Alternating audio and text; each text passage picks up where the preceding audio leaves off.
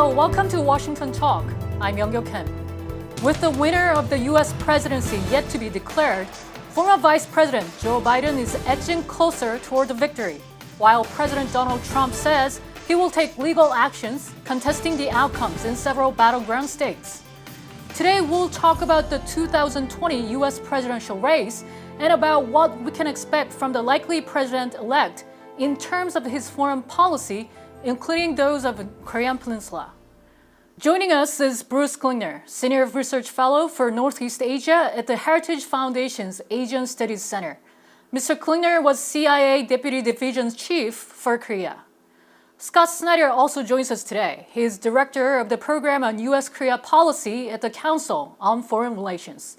His book, South Korea at the Crossroads, examines the trajectory of South Korean foreign policy. Welcome to the program. Thank you for having me. Thank you.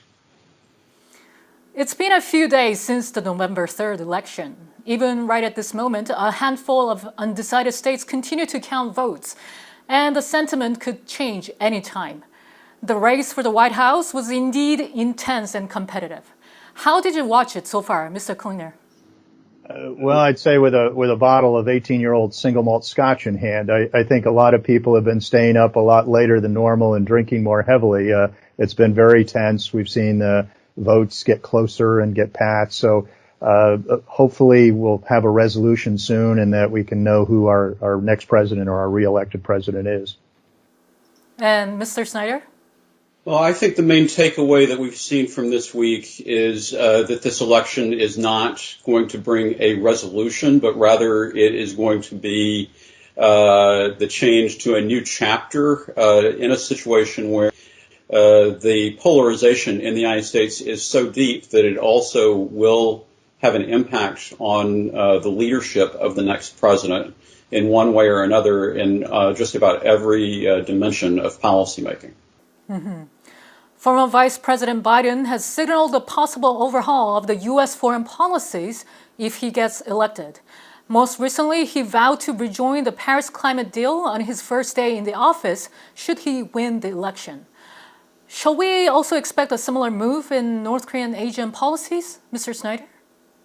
Well, I think that the debates showed us that one of the rare areas of agreement between the two candidates was about the objectives of policy in Northeast Asia toward North Korea and toward China, even though there are stark differences in terms of means for how to achieve those objectives. And so in that sense, I think that there will not be a big shift from a policy objective perspective, but how we go about trying to pursue those objectives could see some major changes. Mm-hmm. Mr. Klingner, what is your view? I agree with Scott, but I think there will be certainly a significant change in how the policy is pursued. We all want denuclearization. We can argue about whether we need more pressure, more diplomacy, or a mixture of that, as we've been debating that for decades. But Biden is going to end the bromance. He's going to have policy over personality. He's not going to claim victory before any progress has been made, as President Trump did. So we're going to see more of a bottom-up traditionalist view where the conditionality of summits is based on progress at working-level meetings before President Biden would agree to another meeting with Kim Jong-un. Mm-hmm. And of course, we cannot exclude the possibility of President Trump getting reelected if he stays in the White House. Wouldn't his American first foreign policy also stay here, Mr. Klingner? I think it'll continue, but we don't know really which policy towards North Korea he'd have. I don't think he'll go back to the fire and fury rhetoric of 2017 unless North Korea does a nuclear and ICBM test, and then we'll have to see how the president reacts. We really don't know. I think he'll largely ignore North Korea, just continue to claim that there's been success there.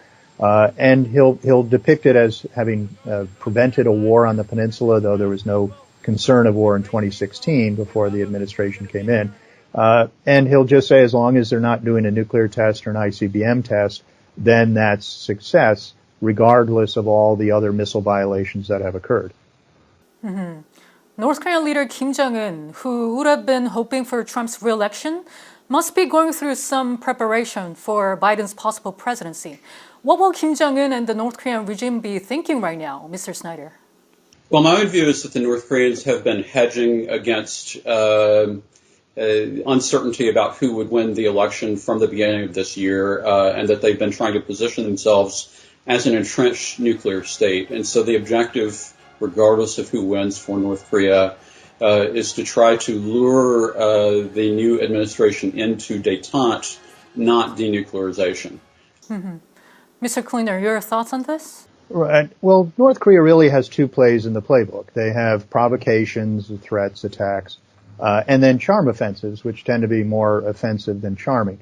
And really the change that's occurred over the years is how extreme they go with either of those. So in 2018, we had a pretty extreme charm offensive, all the summit meetings with China, South Korea, the U.S. If Biden is elected, I expect that there will be a provocation of some severity, because North Korea always does something very strong the first year of a new South Korean or U.S. president's term. In the words of a North Korean defector, to train them like a dog. So I think they'll do something provocative in 2021, and that way it'll test Biden. My concern is if President Trump is reelected, he may go for a premature peace declaration or a minimalist denuclearization accord to try to get a Nobel Peace Prize. And a quick agreement is a bad agreement. Mm-hmm. You just said North Korea is likely to turn to provocations if Biden becomes the next president. But is there a possibility that North Korea will offer an olive branch to the new U.S. administration, Mr. Klingner? They could. But, traditionally they've done something provocative in that first year. Remember back in the first few months of the Obama administration when Obama had been blaming the stalemate on negotiations all on George Bush.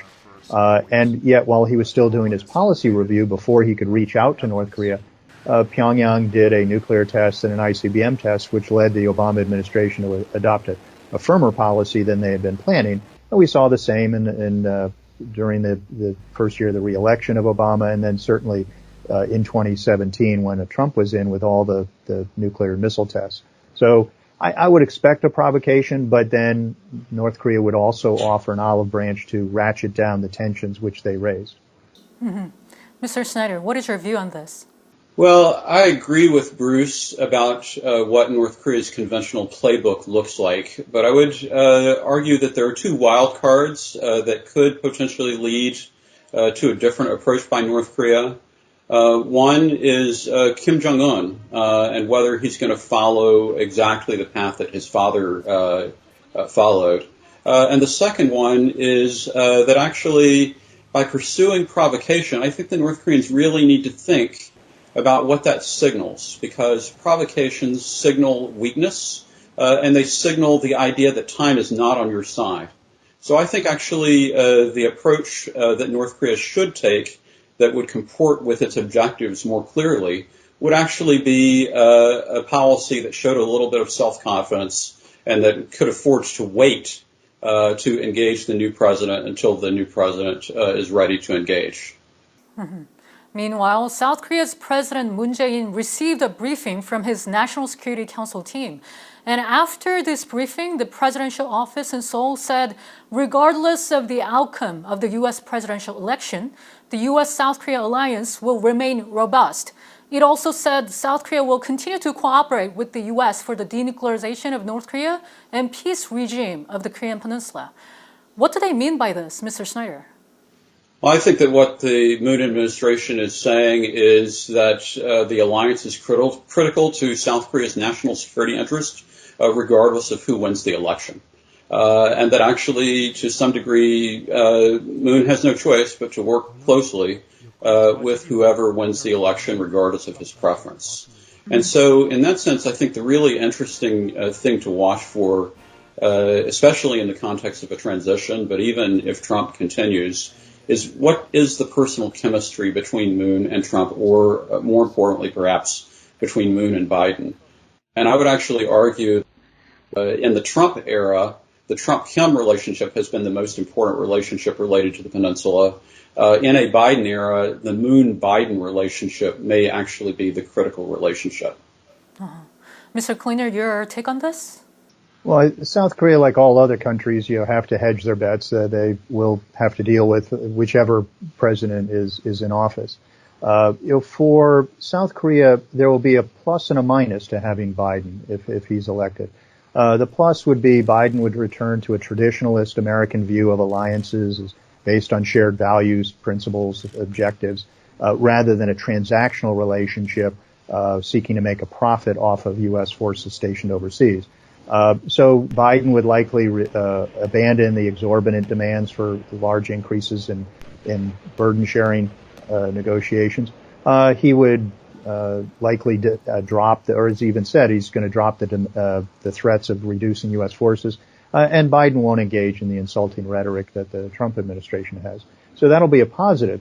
But on the negative, Biden is less likely to do an impetuous meeting with Kim Jong-un and sign a peace declaration, which is one of Moon's main objectives. So there will be less tension in the bilateral relationship between Seoul and Washington, but perhaps a less potential for progress or seeming progress between North Korea and the United States.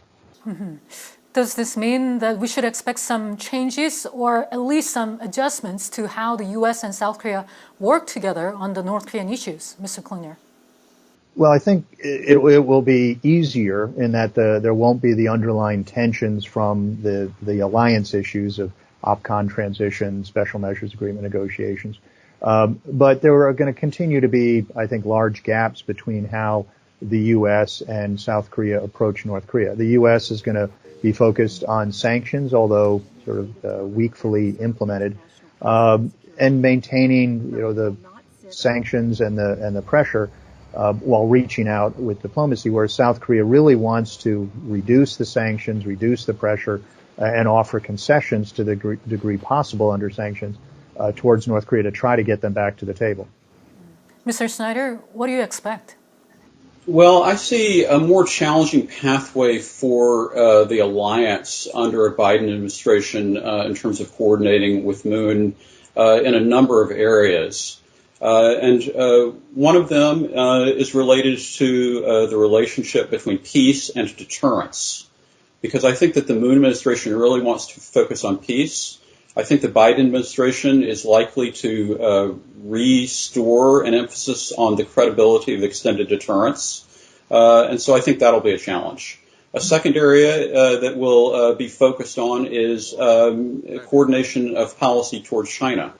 The Biden administration, I think, would be likely to focus in on building an alliance-based network that will confront China in a number of areas on the rules-based order. And it's not clear to me that Biden and Moon would be on the same page on that.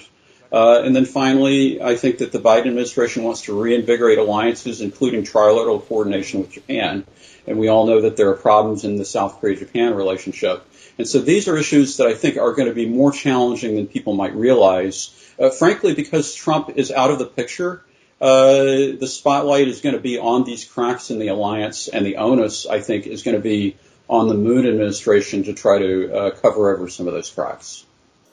And South Korea has played a mediating role between the U.S. and North Korea, especially in realizing the historical summit between Trump and Kim Jong-un. The South Korean government also has been pushing for the end of the war declaration of the Korean War. Will South Korea continue pursuing these with the incoming U.S. administration, Mr. Snyder? Well, he probably will, but I would argue that in order for those policies to be successful, Moon needs cooperation from Kim Jong-un. And so the focus in terms of building support for an end-of-war declaration or for peace on the Korean Peninsula really has to be on bringing North Korea on board. And I see precious few signs that North Korea is ready or willing to join that effort. Mm-hmm. What about you, Mr. Klingner? Right. President Moon really is pursuing a peace declaration as some way of trying to induce movement in the Washington-North Korean relationship. But the U.S. is less interested in that. They question what's the utility of this document. Moon hasn't defined what it would be. If it's just simply a one-page paper that the war is over with 2 or 4 signatures on it, how does that affect North Korea's behavior? How does it reduce the North Korean military threat, including conventional forces? It doesn't. But also North Korea, as Scott pointed out, hasn't been interested in negotiations or dialogue even with South Korea or the United States. And last year they even said that a peace declaration is unimportant. So we really don't know what North Korea is thinking. When U.S. negotiators met with them in Stockholm a year ago, they tried to get North Korea to define, what do you mean by a peace declaration? What do you mean by hostile policy? What do you mean by a security guarantee? And the negotiators wouldn't give any definition of what would enable progress. Mm-hmm. And during the Obama administration, the sanctions on North Korea were considered to be weaker compared to the Trump administration. Which path will the Biden administration take on sanctions, Mr. Snyder? Well, I actually disagree with that characterization to some degree, because I think that the last year of the Obama administration actually was the time when the platform was built for application of maximum pressure, and it was backed by some legislative actions that were taken at that time. But the real question is, how do you reconstitute sanctions pressure? And I do think that a Biden administration will want to use sanctions pressure. They need to find a way to use it more effectively than it's currently being used, and that probably means there does need to be some kind of revamp of the sanctions regime. Mm-hmm. And Mr. Klingner, what are your thoughts on sanctions? Well, successive administrations of both political parties have underperformed on enforcing U.S. laws. The Obama administration had what I call timid incrementalism of, even though they had a long list of entities they could have sanctioned, they'd sanction 2 or 3 at a time, hoping that would cause some change in North Korean behavior, and then they'd wait for the next provocation to do 2 or 3 more. The Trump administration's maximum pressure has never been maximum, and President Trump, right before Singapore, said he didn't even want to use that term anymore because we're talking so nicely to Pyongyang. He announced 300 North Korean entities he wasn't sanctioning. That's 300 entities violating U.S. law on U.S. soil in the U.S. financial system. And he reversed Treasury Department's actions against 2 Chinese shipping firms. So we've never been at maximum pressure, even though it's a nice bumper sticker. So I think Biden will use sanctions and pressure as one of the instruments of national power, but there's a question of how strongly he'll use it. And my last question, while Biden has criticized the Trump administration's foreign policies, couldn't the new administration try to succeed some of the incumbent policies that turned out to be rather effective? Which North Korean policies could the next administration adopt from the incumbent administration, Mr. Klingner? Well, I think the tools are there. Diplomacy, deterrence, information, pressure, etc.